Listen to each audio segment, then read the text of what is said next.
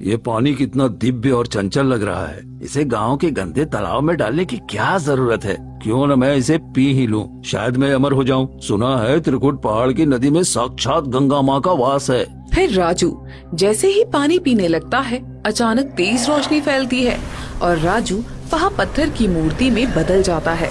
पीछे से आनंद ये पूरा दृश्य देख लेता है और सन्न रह जाता है। हे भगवान, ये सब क्या हो गया? लालच ने इसे बर्बाद कर दिया। आनंद सोच में पड़ जाता है।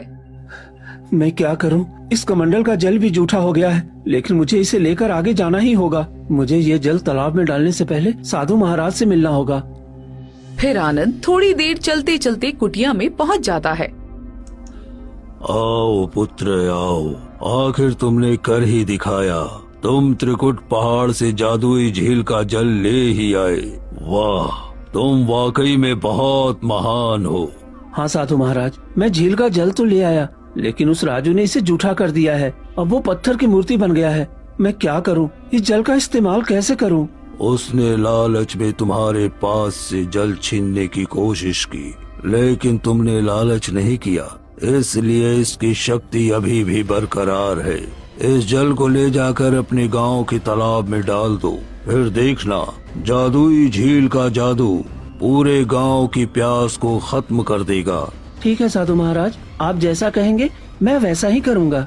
फिर आनंद वहाँ से निकल पड़ता है और गांव के तालाब में पहुँच जाता है। बस अब कुछ ही देर में ये तालाब भर जाएगा। आनंद कमंडल का जल तालाब में डालता है। तभी तेज रोशनी फैलती है और पानी धीरे धीरे बढ़ने लगता है। अचानक पूरा तालाब भर जाता है और पानी से लबालब हो जाता है।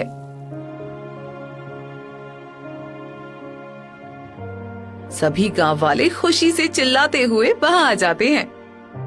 अरे बेटा, तुमने तो कमाल कर दिखाया। वो रहस्यमयी झील का जल तुम हमारे गांव में ले आए। देखो, हमारा तालाब जहाँ एक बूंद पानी नहीं था, आज कितना भर गया है।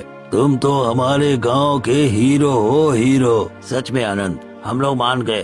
हम जानते थे कि तुम मेहनती और ईमानदार हो, लेकिन आज तुम्हारी वजह से जो हमारे पूर्वज भी नहीं कर पाए, वो तुमने कर दिखाया। हमें तुम पर बहुत गर्व है। और हाँ, आज से तुम्हें हमारे गांव का सरपंच घोषित किया जाता है।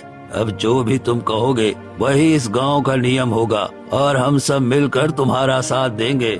इसीलिए कहते हैं कि मन में कभी छल कपट नहीं रखना चाहिए। आज अगर ये गांव बचा है तो सिर्फ आनंद की सच्चाई और मेहनत की वजह से बचा है। सभी गांव वाले आनंद की जय जयकार करने लगते हैं। उसके बाद आनंद अपनी माँ के साथ खुशी खुशी रहने लगता है।